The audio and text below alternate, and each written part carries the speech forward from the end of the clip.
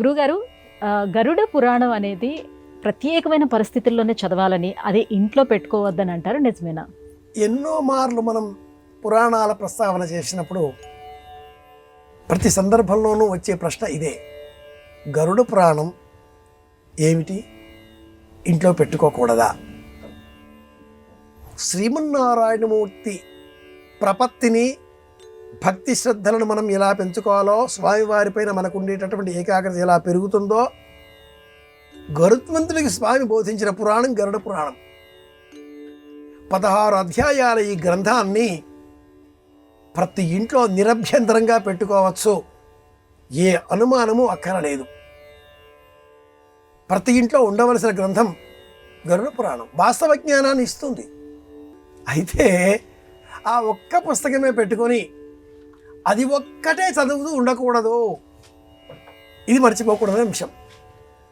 16 అధ్యాయాల ఈ గ్రంథంలో అది ధర్మశాస్త్ర గ్రంథం. ధర్మశాస్త్రం అంటే ఒక పుస్తకం కాదు, అనేక పుస్తకాల సమాహారం.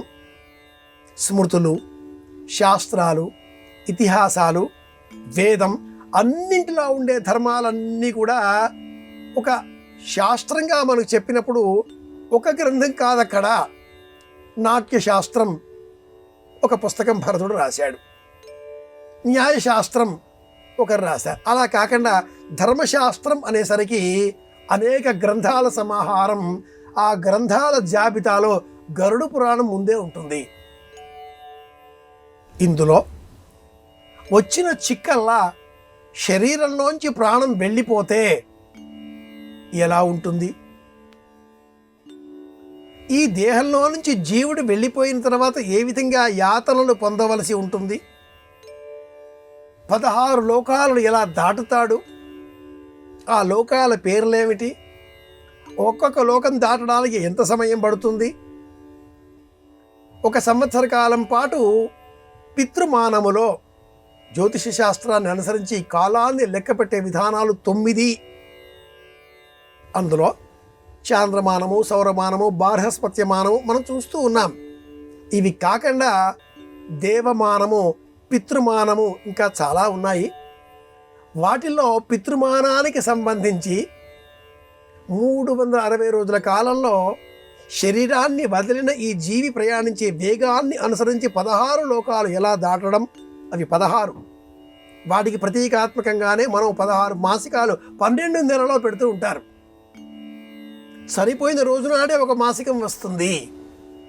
15 రోజులకు 2వ మాసికం పక్షము అని పేరు. త్రైపక్షికం, ఊన షాణ్మాసికం, ఊన ఆబ్దికం. నెలకు 1 12, ఈ 4 వెరసి 16. ఈ వివరాలన్నీ మనకు బోధించింది గరుడ పురాణం. అలాగే కర్మ చేసిన ఆ కర్త ఏ విధంగా నియమపాలన చేయాలో కూడా చెప్పిన కారణం చేత ఇదంతా మరణం అనంతరం వచ్చేటట్టు విషయాలను బోధిస్తుంది. కాబట్టి మన ఇంట్లో ఉండకూడదు. ఎవరండి ఇంట్లో మరణం లేకుండా ఉన్నది? ప్రతి ఇంట్లో మరణాలు సహజమే కదా. మరణాన్ని సహజంగా స్వీకరించాలి. మరణించిన వ్యక్తికి కర్మ చేసేటటువంటి కుమారుడు దుఃఖించరాదు. ఆ దేహానికి అగ్ని తగిలించిన అనంతరం మేనమామ, పిల్లనిచ్చిన మామ తన కండువాను భుజం మీద కండువాను అడ్డంగా వేస్తే అది దాటి వచ్చి రోదన చేయాలి, బోధించింది గరుడ పురాణం. కూతురు, కోడలు, చెల్లెలు, తల్లి, ఇంటిలో ఉండే ఏ మహిళ కూడా ఆ ఇంట్లో ఉన్నటువంటి మగవారి ఎదరగా తల దువ్వుకోకూడదు, పడుకోకూడదు. ఇందులో శరీరాన్ని ఎంత కాపాడుకోవాలో అక్కడ ధర్మాన్ని ఆలోచించాలి కానీ పడుకోకూడదన్నారా, ఇది ఎంత మహిళలకు వ్యతిరేకంగా ఉంది అనేటువంటి ప్రశ్న చేసేవారు అనేకులు ఉంటారు. గరుడ పురాణం ధర్మశాస్త్రం.